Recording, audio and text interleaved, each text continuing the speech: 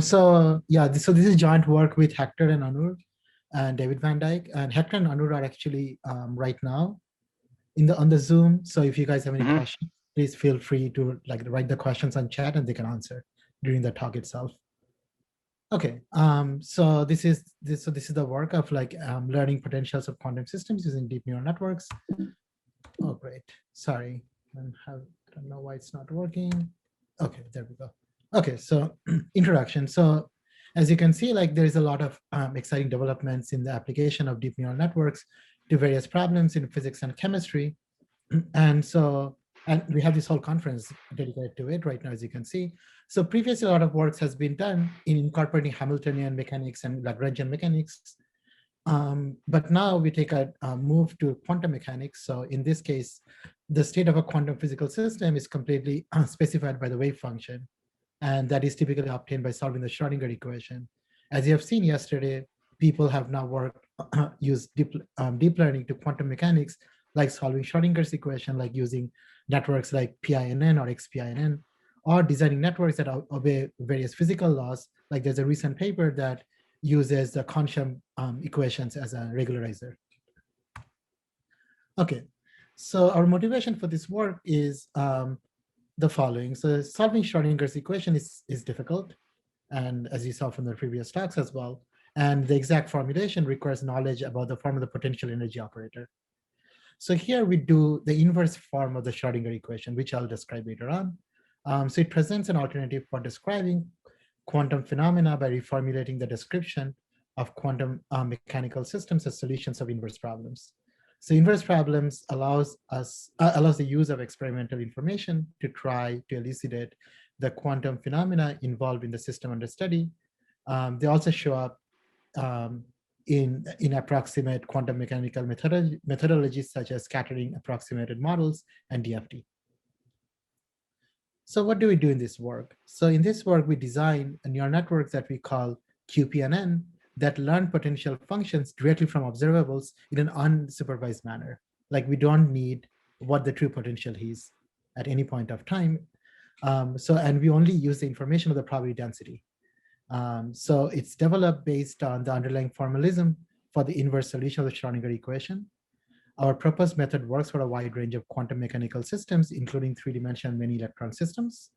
And the final part is the QPNN shows great promise for the development of new formal and pragmatical DFT approximations. So this is kind of ongoing work. So this is something kind of a basic slide is about the Schrodinger equation. So the Hamiltonian operator H hat is the sum of the kinetic and the potential energy. The kinetic energy is T hat, and the potential energy is V hat. And so the kinetic energy can also be written by this Laplacian. And the third equation is the famous Schrodinger's equation, which tells you the evolution of the state. So in the time-independent case, the Schrodinger equation simplifies to something really simple. It says that the wave function is like when you apply h hat to the wave function, it is an energy eigenfunction, and E is the energy eigenvalue. Okay, so psi is can be a three-dimensional object and can be hard to obtain in various cases. But the probability density psi squared maybe can be easily obtained for various quantum systems. So in the we can take the square root of the density as an approximate wave function. So here's the key observation is that this approximate wave function via the inverse of the Schrodinger equation gives you the correct potential, except for finitely many points where it won't match, okay? And for time-dependent systems, the problem is that we can't take the absolute value of psi as an approximate wave function. In that case, so far what we have done, we have to use the full wave function. So I'll talk about a little bit at the very end. So this is the basic workflow of the model of our whole thing. So we have the spatial coordinates. They go into our proposed network, and the output is the potential. And so this is basically trained via the inverse Schrodinger equation, and we use PyTorch basically to train, like autodiff for autodiff in the PyTorch to train the model. So the model architecture is really simple. It's a 4-layer feed-forward network with the hidden sizes 32, 128, and 128. We add a residual connection between the second and third layers because residual connections help in like smoothing in the loss landscape and helps in like better training. So the inputs to the model, as I said, are the spatial coordinates for the time-independent systems, and for the time-dependent systems, is both x and t. And we, for all the systems, we take 3,000 points for training, and we train the model for 500 epochs with the Adam optimizer. Okay, so what's the loss function? So the loss function is given by this equation 5. So we have the Laplacian of the approximate wave function divided by psi plus u theta of x, where u theta is the proposed neural network. So this in the time independent case should be the energy basically. So now if you take the derivative of this function with respect to x, it should be 0 because energy is constant, right? And so that's basically our loss function. Okay. So the idea is, so that's basically the loss function. So the norm is just L2 norm, which is also like the Frobenius norm in this case. So the global minimum, because of this function as defined, is 0. So if it is 0, that means you're getting the correct potential, up, like except for a finite many points, as I said in the previous slide, and up to a constant, right? Because you're saying the derivative is 0, so it's defined up to a constant. And the conservation of energy is guaranteed by this loss function. Okay, so now we have to handle the initial conditions. So as I said before, so the loss function LTIC defines our neural network U theta up to a constant. So we have to add an initial condition to get a unique solution for the differential equation. So the complete loss function now is the LTIC plus some initial plus some point in the domain U theta of x minus the value of the potential at that point. And we add that all up. Okay, so here are some potentials and some wave functions of some systems. So like the harmonic oscillator, the partial Taylor potential, and the soliton. So the first two are time independent, and the last one is a time dependent system.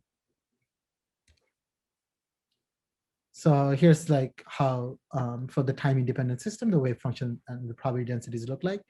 So the probability densities do lose quite a bit of information about the actual wave function. So here are some results. So the line is that the true potential, like the ground truth potential, and then the green dots are the learned potentials, and we also compare our results with RK4, because since we define the problem as a differential operator, we can solve the differential equation using an RK4 integrator. And so once we have the potential, we can also calculate the total energy, because we know essentially the wave functions, and then using the wave function, we can compute the kinetic energy and we can sum it up, so we can get the total energy too of the system. And so we also try our method on the H2 molecule. So the leftmost is the density, and then the second one is the ground truth potential, and C and D are the learned potentials, and E shows the fit of the energy to the energy surface. So it's a little bit hard to see, but actually the fit is actually quite good because it's between 0.001. Like that's basically what the scale is. Okay, so here are some initial conditions that we use. So for the harmonic oscillator, the initial condition we use is that 0 point of the reference, the whole energy is kinetic, so the potential is 0. So that is V0 equal to 0. So for the partial Taylor system, the V0 is -3 because we use lambda equal to 2, mu equal to 1 case. So the initial conditions for this type of systems can be found in these two papers.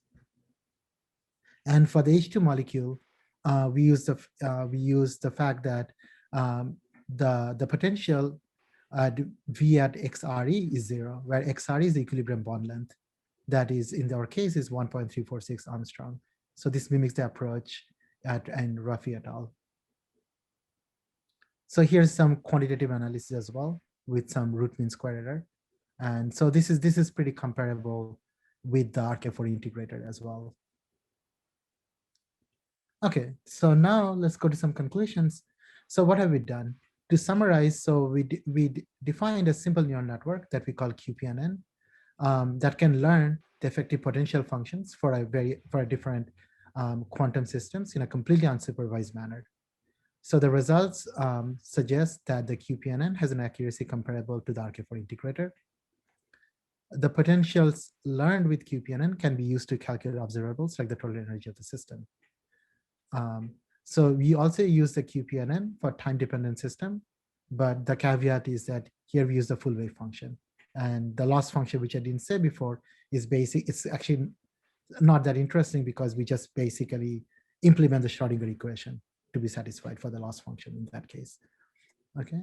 And then the final part is that, which I have not talked about, but it's in the appendix of our paper, is we modified our method to calculate potentials from Wigner functions as well. So we do demonstrate two examples to calculate potentials for Wigner functions. One of them is the harmonic oscillator, in which we implement the Wigner-Moyal equation. So for the case of the harmonic oscillator, the Wigner-Moyal equation becomes the classical Liouville equation, and that works pretty well. Again, in that case, for the Wigner-Moyal equation, the potential energy is again given by differential equation. So we again use a similar initial condition. And then we also tested, which is something we don't actually could not do it properly, is for the partial Taylor system, where the potential of secant squared of h, like secant squared of x, and that is infinitely differentiable. So the PDE is an infinite order PDE. And so we basically tried it by truncating the PDE for k equal to 3 or something, but it doesn't really work that well. So it's kind of work in progress, thoughts in progress. It's in the appendix of the paper as well. So the future work is the QPNN formalism present in this paper provide a foundation for the calculation of potential for more complicated n-body systems. In our future work, we will investigate the calculation of potentials for more complicated many electron systems that arise from the use of full configuration interaction densities and wave functions. Density potential problem for time-dependent systems will be analyzed by incorporating phase information to create a suitable proxy wave function. Thank you. If you have any questions.